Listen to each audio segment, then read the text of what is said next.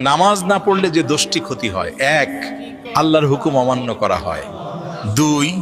জীবনের বরকত কমে যায়, তিন,